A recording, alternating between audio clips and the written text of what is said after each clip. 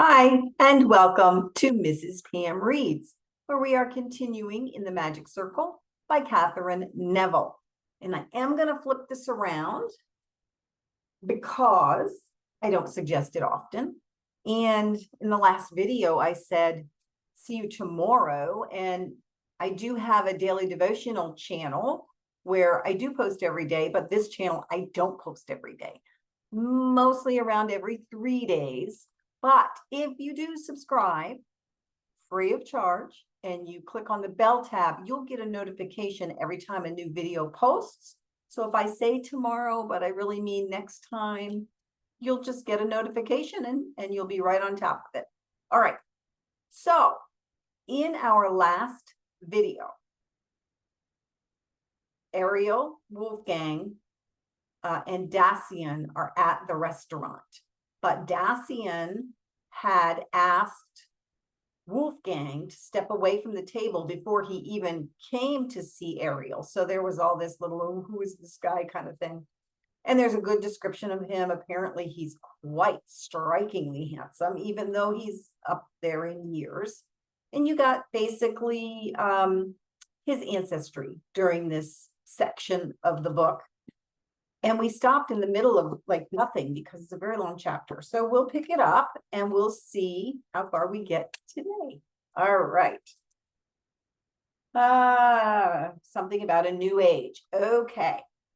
I wasn't about to get sidetracked just when the plot thickened and there was more than stardust clouding Dacian's story.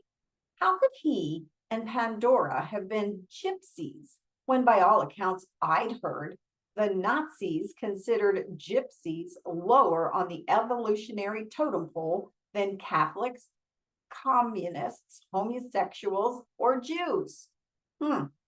If you and Pandora were gypsies, I said, how could she have lived as she did, and where she did, running around with the kinds of people she did, both before and during the Second World War?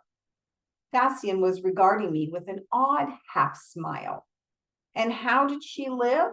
I thought you knew almost nothing about her. No, I agreed.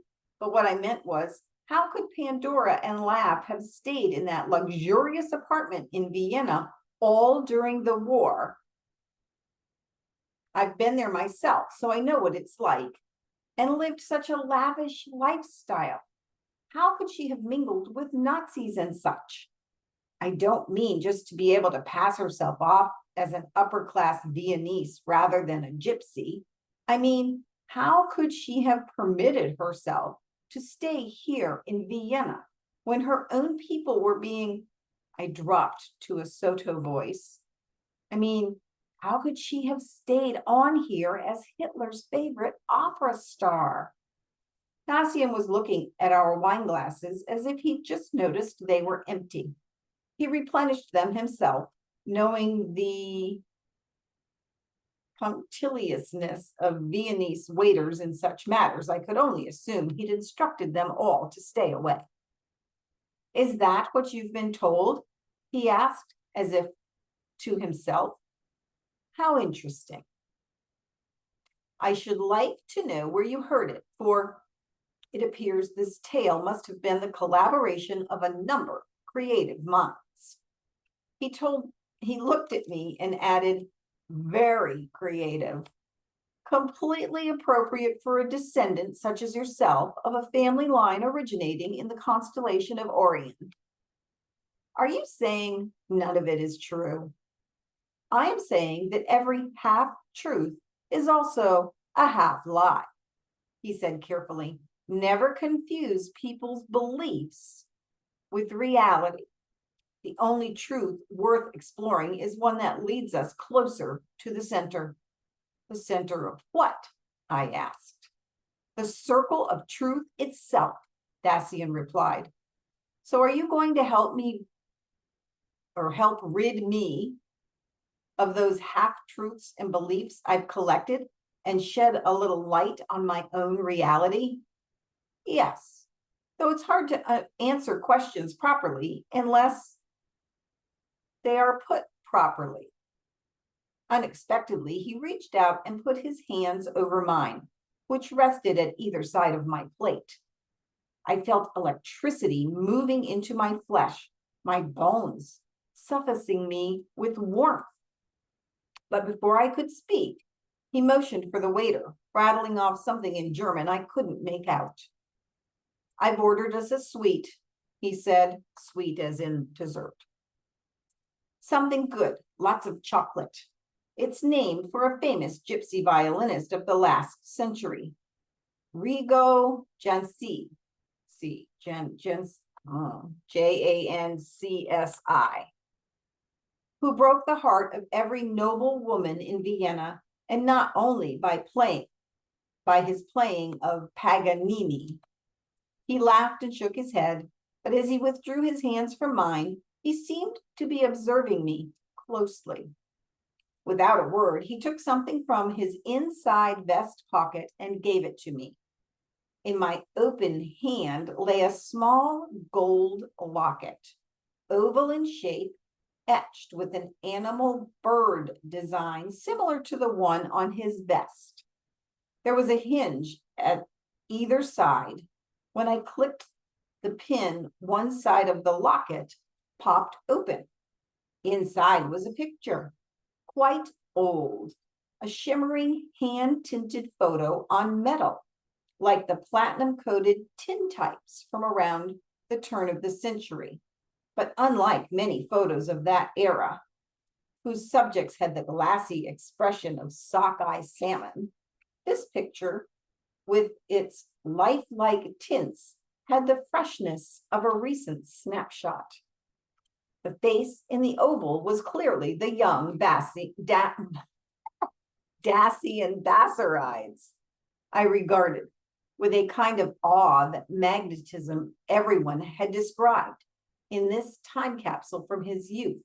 His elemental primivity leapt out like a force of nature. His loose black hair was swept back, and his shirt was open to reveal a bare chest and powerful neck.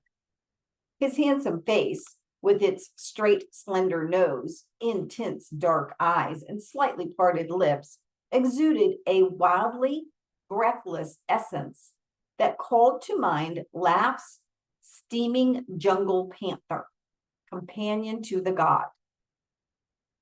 But when I pressed the pin again and the other gate opened, I nearly dropped the locket. It was like looking into a mirror at my own reflection. The face within the locket had the same pale tinged Irish coloring as mine. My unruly mass of dark hair and pale green eyes, but also each detail, even to the identical cleft in the chin, was a flawless match, although the clothes were of another place and time. I thought this was how one might feel walking down the street and unexpectedly meeting his own twin. Dacian Ariel still watched me closely. At last, he spoke. "You are exactly like her," he said simply. "Wolfgang Hauser had warned me, but still, I wasn't prepared. I watched you from the back of the restaurant for some time before I could bring myself to come to this table and meet you. It's hard to say what it's like for me, like vertigo, like falling through a tunnel in time." He drifted into silence. "You must have loved her very much." As I said it, I was only just realizing myself with full and painful impact exactly what issues that raised about him and the role he played regarding my family. But brutal though it might be, it couldn't be helped. I had to ask. "If you and my grandmother grew up together and loved one another, if she was carrying your child, why did she marry Hieronymus Ben? I thought she despised him. And then why would she run off with Lafcadio after the child was born, abandoning him too?" As I said earlier, it's hard to answer questions unless they're put properly. He told me with a wry smile. "You mustn't believe whatever you hear. at least of all from me. After all, I am Rom. But I'll explain what I can, for I believe you've every right to know. Indeed, you must know everything if you expect to protect those papers you have in your bag there under the table. Somehow, a swallow of wine seemed to have been sucked down my windpipe. I was choking and reaching for the water as I wondered if he had X-ray vision or perhaps could read my mind. Wolfgang Hauser told me of them when we passed in the kitchen, he said, reading my mind. When he saw your bag examined by 2 customs authorities and by security at the IAEA, he found it strange that you should be carrying so much paper only for your work. He made a reasonable assumption, but we will come to that. To answer your question, Pandora was indeed my lover and the mother of my son and only child. But she was not my cousin at all. She was my wife. Those pictures in your hand were taken on our wedding day. You were married to Pandora? I said, dumbfounded. But when? As you see in that photo, she might have been 18 or 20 years of age, he said. But in fact, she was 13, and I, 16. The day we were married. It was different then, you know. Girls of tender years were already women, and early marriages are, anyway, quite customary among the Rom. At the age of 13, Pandora was a woman, I assure you. Then, when I was 20 and she 17, she left, and our son, Augustus, was born inside the house of Hieronymus Ben. My brain was swarming with a million questions. But just then the waiter arrived with the chocolate dessert named for the gypsy violinist, a bowl of Schlagobers, and a bottle of grappa, that heady Italian liqueur made from the fermented seed of grapes, which is twice as strong as cognac. When the waiter left, I waved my hand to indicate I didn't want anything further to drink. I was almost hyperventilating as it was. Dacian filled my glass anyway. Then he picked up his own glass and touched it to mine. Take it. You may find that you need it before I've finished, he said. You haven't finished? I hissed under my breath, though when I glanced around, I saw that we were the only diners still left in this part of the restaurant, and the waiters, with towels folded over their arms, were at a discreet distance across the room, chatting among themselves. After all that business of beliefs clashing with reality, I suddenly knew what I believed. Of everything I thought I didn't want to hear up until now, this was likely to be the worst. I prayed reality would prove me wrong, but I didn't have much faith. I closed my eyes for a moment. When I opened them, Dacian Ariel was seated beside me, blocking my exit from the booth. He rested one hand on my shoulder, and again I felt the energy of the man. He was so close I could inhale his perfumed warmth, like the scent of sage and bonfires, like the moist aroma of deep pine forests where the divine panther moved. Ariel, I know what I've said has shocked and perhaps even frightened you, but that was only part of what I came here from France to reveal, he said gravely. He took the locket from my hand, closed it carefully, and replaced it in his vest pocket.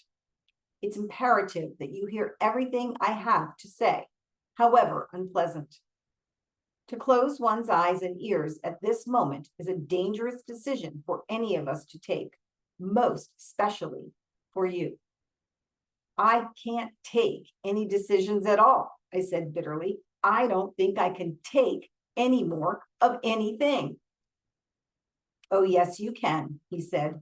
You are Pandora's only grandchild, and mine too. Whether you know it or not, you were born, as one might say, to have a rendezvous with destiny.